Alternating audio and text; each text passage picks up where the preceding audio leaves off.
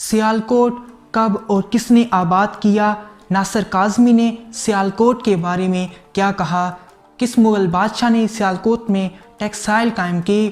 اور قائد اعظم جب سیالکوٹ میں تشریف لائے تو انہوں نے علامہ اقبال کی جائے پیدائش پر پہنچ کر کس حسرت کا اظہار کیا؟ اور یہ نعرہ کہ پاکستان کا مطلب کیا، لا الہ الا اللہ، کس نے سر بلند کیا؟ دی سٹیز آف پاکستان میں ہم یہی کچھ بتا رہے ہیں۔ آبادی کے لحاظ سے پاکستان کا 13واں بڑا شہر سیالکوٹ اپنی تاریخ اور صنعت کے لحاظ سے نہایت اہمیت کا حامل ہے۔ یہ شہر راجہ سل نے 5000 سال قبل آباد کیا تھا۔ یہ شہر نالہ ایک کے کنارے پر آباد کیا گیا تھا اور یہاں پر 5000 سال قبل ہی ایک دوہری فصیل والا قلعہ بھی تعمیر کیا گیا تھا۔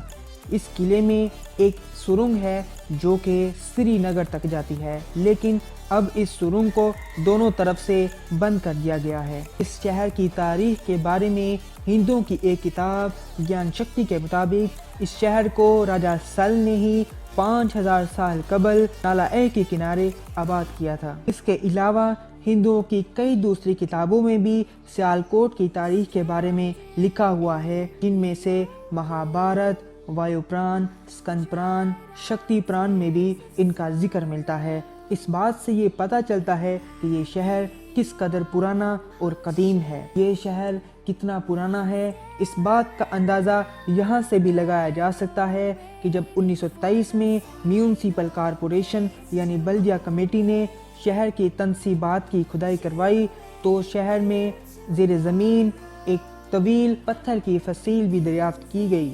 پھر اس کے بعد بلدیہ کمیٹی نے ٹیکسلا اور دلی سے ماہر آثار قدیمہ کو بلایا اور انہوں نے تحقیق کی اور انہوں نے اپنی تحقیق کی رپورٹ میں یہ بتایا کہ یہ دیوار آج سے تقریباً 3000 سال پرانی ہے، اور اس بات سے بھی اندازہ لگایا جا سکتا ہے کہ یہ شہر کس قدر پرانا ہے۔ اور اس شہر کی کھدائی کے دوران مہاتما بدھ کے مجسمے بھی دریافت کیے گئے اور اشوک کے دور کے کچھ سکے بھی دریافت ہوئے۔ یہ جو مجسمے یہاں سے دریافت کیے گئے تھے، ان کو ٹوکیو کے عجائب گھر میں خیر سگالی کے جذبے کے تحت ڈونیٹ کر دیا گیا، جو کہ آج بھی وہاں پر موجود ہیں۔ اور اگر حکمرانوں کی بات کی جائے تو شہنشاہ اکبر نے 1556 سے لے کر 1605 تک یہاں حکومت کی اور یہاں پر ایک ٹیکسٹائل بھی قائم کی جس میں تانبے کے سکوں کو ڈالا جاتا تھا۔ اکبر کے دور میں سیالکوٹ نے بہت ترقی کی، اور اس کے بعد شہنشاہ جہانگیر کا دور آتا ہے اور اس کے دور میں علی مردان خان سیالکوٹ کے حکمران تھے، اور وہ پیشے کے اعتبار سے ایک انجینئر تھے اور انہوں نے سیالکوٹ کی تعمیر و ترقی کے لیے بہت کام کیا۔ انہوں نے چناب سے ایک نہر بھی نکالی جو کہ شہر کی طرف آتی تھی اور جو کہ شہر کی تعمیر و ترقی کے لیے استعمال ہوتی تھی۔ انہوں نے کئی میل لمبی ایک فصیل بھی قائم کی کہ جس میں 8 دروازے تھے، جن میں موری گیٹ اور پالا شاہ گیٹ آج بھی مشہور ہیں۔ اور اس دور میں سیالکوٹ میں داخل ہونے کے یہی 8 دروازے تھے۔ اور اس کے بعد مان سنگھ کے دور میں یہاں سیالکوٹی کاغذ بننا شروع ہوا، جس کا آغاز کشمیری خاندانوں نے کیا۔ اس کے کارخانے رنگ پورہ، نیکپورہ اور اس سے ملحقہ علاقوں میں نالہ ایک کے کنارے پر لگائے گئے۔ کیونکہ کاغذ کے لیے پانی کی ضرورت ہوتی ہے، اس لیے ان کارخانوں کو نالہ ایک کے کنارے پر لگایا گیا۔ اگر اس کی لوکیشن کی بات کی جائے تو یہ شہر نہ صرف پاکستان بلکہ بر صغیر کے انتہائی مشرق میں واقع ہے۔ شہر سیالکوٹ کو شہر اقبال بھی کہا جاتا ہے۔ یہ شہر لاہور سے 125 کلومیٹر دور ہے اور اس کے شمال میں جموں کشمیر کا بارڈر واقع ہے، جبکہ اس کے مغرب میں گجرات، جنوب میں گجرانوالہ اور مشرق میں ضلع نارووال واقع ہے۔ اور اس شہر کی 4 تحصیلیں ہیں: تحصیل سمڑیال، تحصیل پسرور، تحصیل ڈسکہ اور تحصیل سیالکوٹ۔ یہاں کی اہم فصلوں میں چاول، گندم، جوار، جو وغیرہ شامل ہیں، اور یہاں بارشیں بھی جولائی تا ستمبر ہوتی ہیں۔ جب یہاں بارشوں کی کثرت ہوتی ہے تو یہاں کے کئی علاقے زیر آب آ جاتے ہیں۔ اگر تاریخ کے اوراق کو پلٹا جائے تو یہ شہر کئی دفعہ آباد اور کئی دفعہ برباد ہو چکا ہے۔ پھر ہم دیکھتے ہیں کہ سیالکوٹ 1849 میں جب انگریزوں کا قبضہ ہو جاتا ہے تو یہاں پر سیالکوٹ چھونی سے متصل ایک چھونی بھی تعمیر کی جاتی ہے جس کی بنیاد لارڈ نیپیر نے رکھی تھی۔ اس کے بعد 1851 میں مسٹر جان انگلس کو پہلے ڈپٹی کمشنر کی حیثیت سے سیالکوٹ میں تعینات کیا جاتا ہے اور 1853 میں سیالکوٹ کے پہلے چیف کمیشن کی تعیناتی کی گئی جن کا نام لارڈ لارنس تھا۔ انہوں نے سیالکوٹ میں بہت ہی تعمیر و ترقی کا کام کیا۔ انہوں نے کئی ادارے بھی قائم کیے جن میں مرے کالج، اسکاچ مشن اور کینٹ کے کانوینٹ ادارے، کینٹ کا گھنٹہ گھر اور کئی مشن ہاسپٹل بھی قائم کیے۔ 1870 میں پہلی بار سیالکوٹ میں کھیلوں کے سامان بنانے کا آغاز کیا گیا تھا اور پہلا فٹ بال بھی سیالکوٹ میں ہی بنا تھا۔ پھر 1871 میں میونسپل کارپوریشن قائم کی گئی اور پھر 1877 میں علامہ محمد اقبال شاعر مشرق سیالکوٹ میں پیدا ہوئے۔ ان کی جائے پیدائش کشمیری محلے میں واقع ہے۔ انہوں نے اپنی شاعری کے ذریعے نوجوانوں میں ایک تازہ ولولہ پیدا کیا اور ہندوستان کے کروڑوں مسلمانوں کو یہ پیغام دیا کہ ہندوستان کے فرسودہ نظام کو جڑ سے اکھاڑ پھینکا جائے۔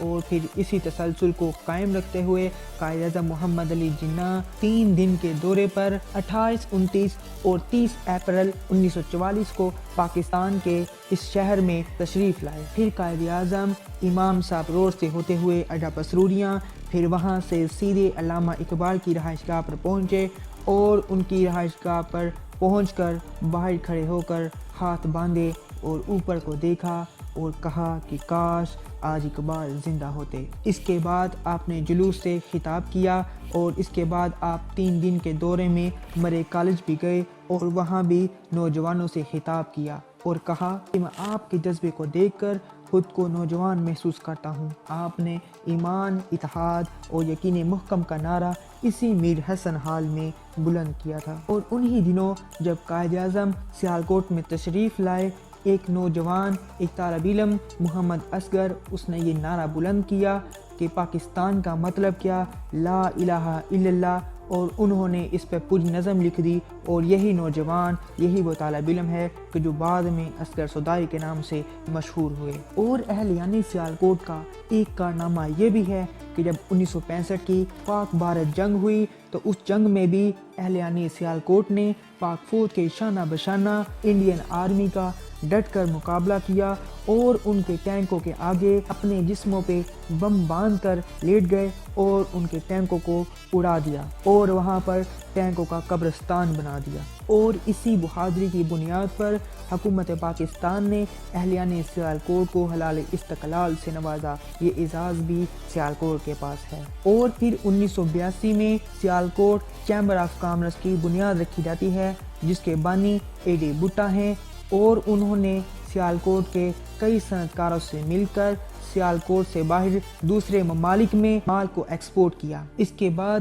سیالکوٹ نے کامیابی کی طرف مزید قدم بڑھاتے ہوئے اپنا پرائیویٹ ڈرائی پورٹ بھی مئی 1984 میں قائم کر لیا۔ اس کے بعد اہلیان سیالکوٹ نے 2001 میں جنرل پرویز مشرف کے دور میں اپنا پرائیویٹ ایئرپورٹ بھی بنا لیا۔ اور پھر یہی نہیں رکے، ابھی سیالکوٹ نے اپنی پرائیویٹ ایئر لائن ایئر سیال بھی شروع کر لی ہے۔ سیالکوٹ کے لوگوں نے ہر دور میں ہی اپنا حصہ ڈالا ہے اور پوری دنیا میں اپنی ایک منفرد پہچان قائم کی ہے۔ اور ناصر کاظمی نے کہا تھا کہ اے سیالکوٹ تو ہمیشہ رہے گا، اور یہ جملہ ہمیشہ پاکستان کے ماتھے پر ایک درخشاں جھومر بن کے چمکتا رہے گا۔ اور سیالکوٹ کو یہ اعزاز بھی حاصل ہے کہ یہاں سالانہ 2.5 ارب ڈالر کی ایکسپورٹ کی جاتی ہے، جن میں چمڑے کی مصنوعات، سپورٹس کا سامان اور آلات جراحی شامل ہیں۔ اگر یہاں کی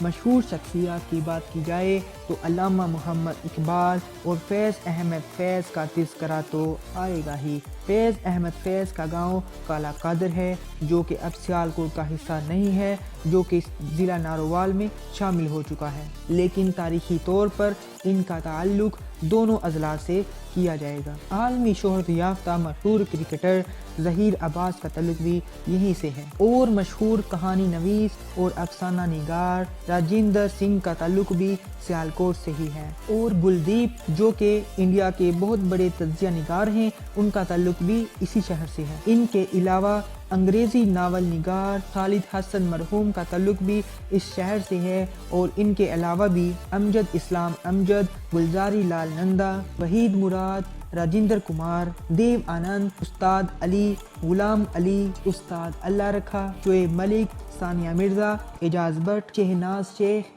منظور جونیئر کا تعلق بھی اسی ضلع سے ہے۔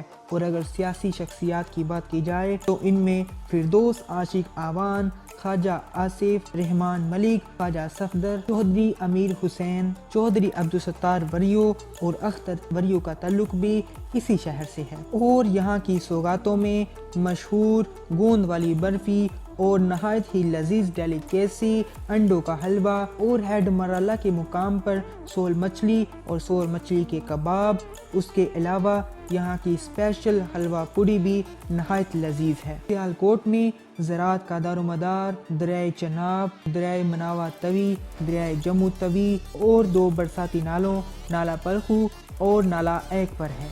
آج کی ہسٹری آف سیالکوٹ امید کرتا ہوں آپ کو اچھی لگی ہوگی۔